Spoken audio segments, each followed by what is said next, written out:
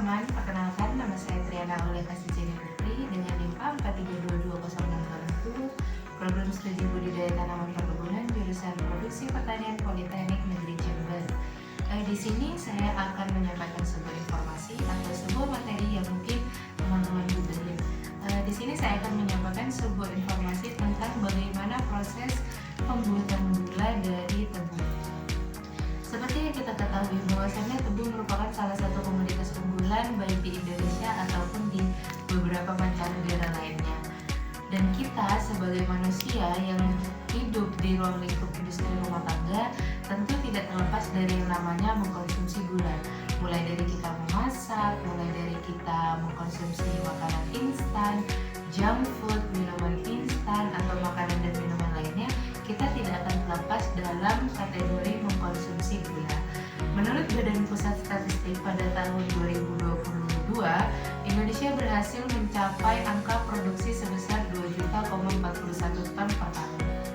Nah, di balik melejitnya angka produksi ini tentunya terdapat beberapa proses pembuatan gula dari bahan dasar tebu ini, yang mana pada setiap prosesnya itu memiliki tujuan dan fungsi yang beda-beda. Nah, di sini saya akan menjelaskan beberapa proses dan apa fungsi serta tujuan dari proses tersebut. Nah, di sini ada beberapa proses. Yang pertama yaitu proses raw sugar atau persiapan bahan baku. Nah, yang proses yang kedua yaitu proses afinasi, berikutnya proses karbonatasi, dan yang berikutnya proses filtrasi, serta proses dekolorisasi, dan kemudian proses evaporasi, proses kristalisasi, proses sentrifugasi, proses pemanasan dan pendinginan, serta proses terciptanya produk gula rafinasi 1 dan gula rafinasi 2, dan kemudian proses yang terakhir yaitu proses pengemasan dan penggunakan. Nah, untuk proses yang pertama yaitu persiapan bahan baku atau yang bisa kita sebut dengan preparasi bahan baku. Nah, preparasi bahan baku di sini yaitu persiapan dimulai dengan pemindahan raw sugar dari gudang penyimpanan bahan baku ke dalam penampung atau sugar beet.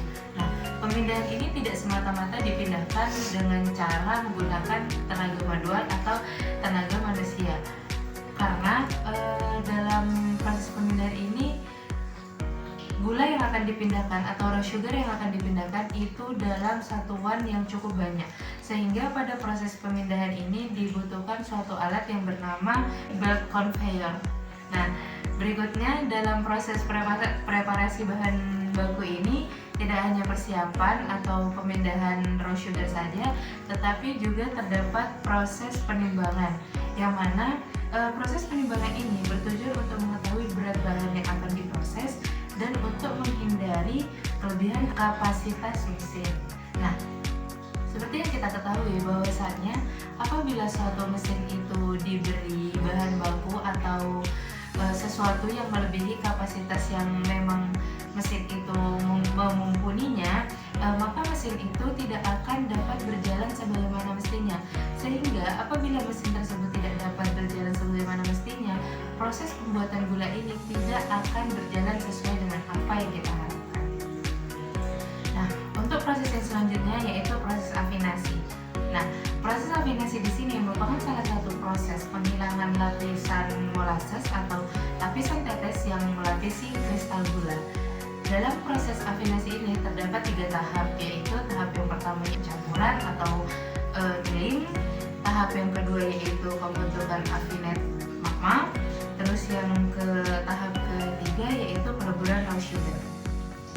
Nah, di sini saya akan menjelaskan atau memaparkan tujuan dari setiap tahap tersebut. Pada tahap yang pertama yaitu tahap pencampuran atau milling, pada tahap ini memiliki tujuan agar raw sugar terlepas dari lapisan molasses atau lapisan tetes. Nah, proses pencampuran ini dilakukan atau berlangsung dalam alat yang disebut dengan mingler. Nah, pada alat tersebut terdapat proses dengan mencampur raw sugar menggunakan sweet water atau hot water. Pada tahap yang kedua yaitu tahap pembentukan afinet magma. Nah, pada pembentukan afinet magma ini terjadi di mingler yang bertujuan untuk menampung raw sugar. Nah, pada tahapan pembentukan affinate magma ini terdiri dari penambahan hot water, penambahan sweet water, dan no sugar, serta yang paling penting yaitu pengadukan affinate magma, yang mana pada hal ini terjadinya proses pengadukan untuk mencapai atau memaksimalkan bentuk dari kristalisasi gula yang diinginkan. Nah, untuk tahap yang ketiga yaitu peleburan raw sugar. Nah, pada tahap ini itu memiliki tujuan untuk mengubah raw sugar yang semulanya dalam bentukan padat atau dalam bentukan kristal itu menjadi sebuah cairan. Nah, untuk melakukan peleburan raw sugar ini tidak semata-mata hanya ditunggu mencair dengan sendirinya, tidak. Tetapi peleburan raw sugar ini menggunakan sebuah alat yang disebut dengan melter. Nah, untuk proses yang selanjutnya yaitu proses karbonatasi.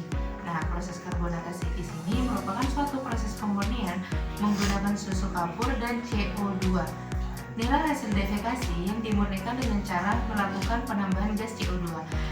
Penambahan gas CO2 di sini berfungsi untuk menetralkan kelebihan kapur yang dapat mengangkat kotoran-kotoran atau fluida yang terkandung dalam leburan atau melt liquor. Nah, dalam proses karbonatasi ini terjadi pembentukan endapan kalsium karbonat dengan jumlah yang sangat besar namun mudah untuk disaring.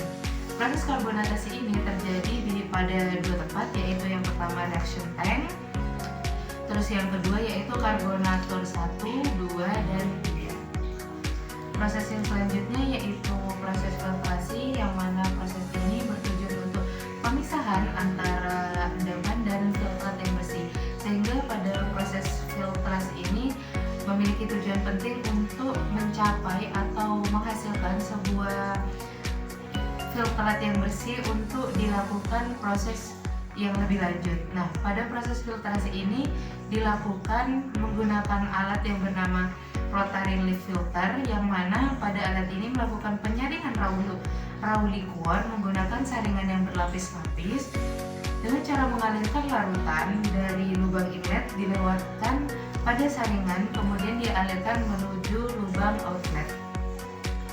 Nah, untuk proses yang selanjutnya yaitu proses dekolorisasi. Nah, proses dekolorisasi ini memiliki tujuan untuk menurunkan kandungan warna pada liquor.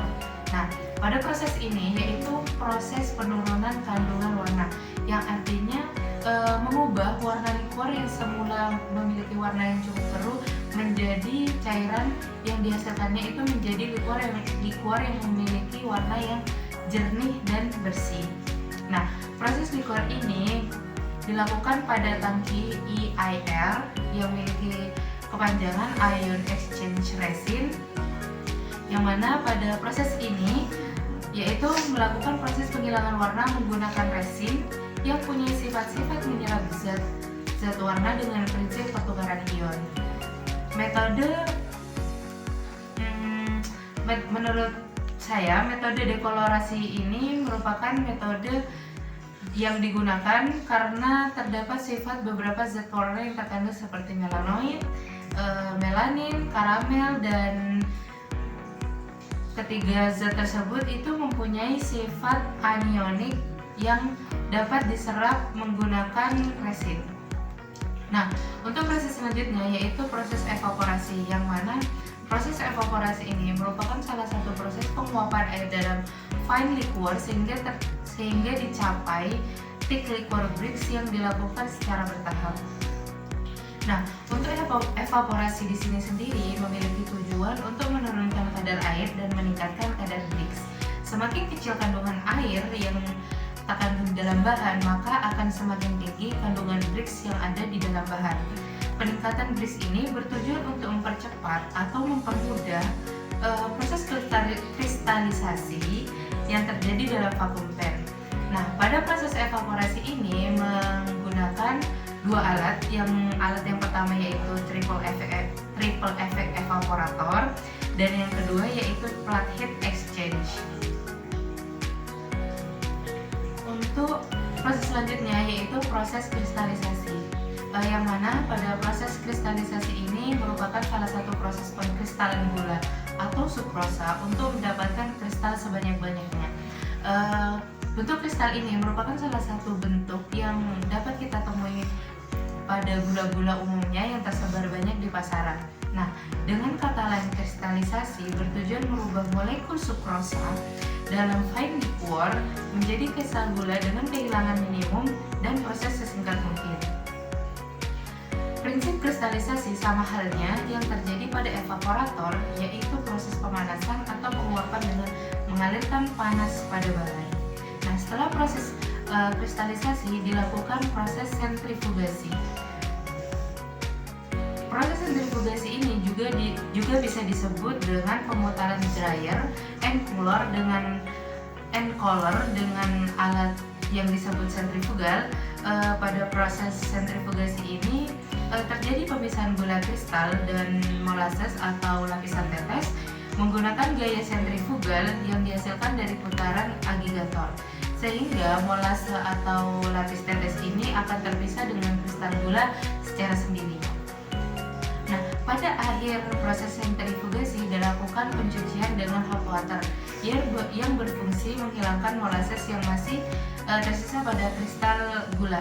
Nah, pada proses akhir sentrifugasi ini, yaitu dengan cara pembilasan menggunakan hot water, merupakan salah satu bagian penting dari proses sentrifugasi.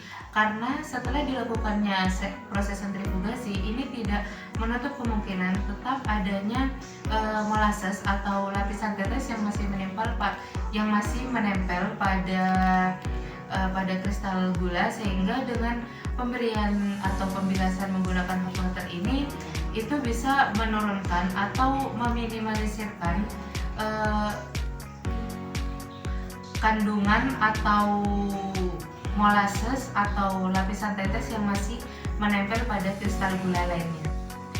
Nah, untuk proses yang selanjutnya yaitu proses pengeringan dan pendinginan.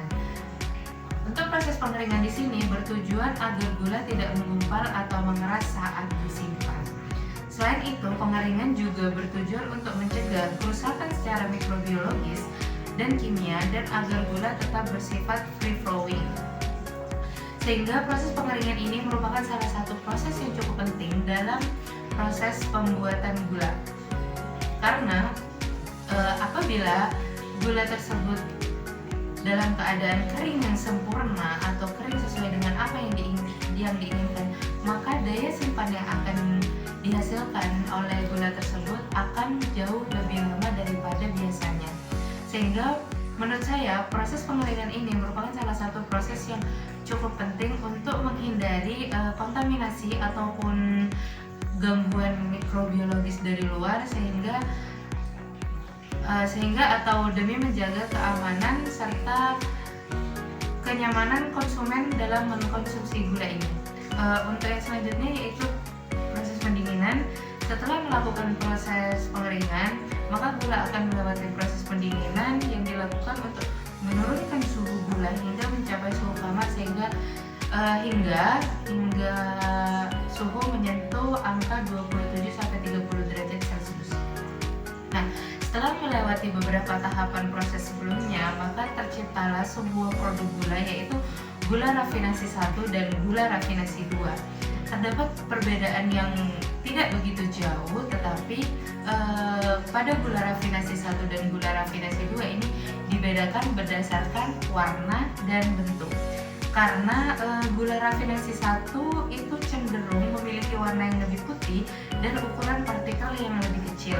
Sedangkan pada gula rafinasi 2 dia memiliki warna yang putih, tetapi putihnya masih putih standar, tidak seputih gula rafinasi 1 dan memiliki ukuran partikel yang jauh lebih besar daripada gula rafinasi 1.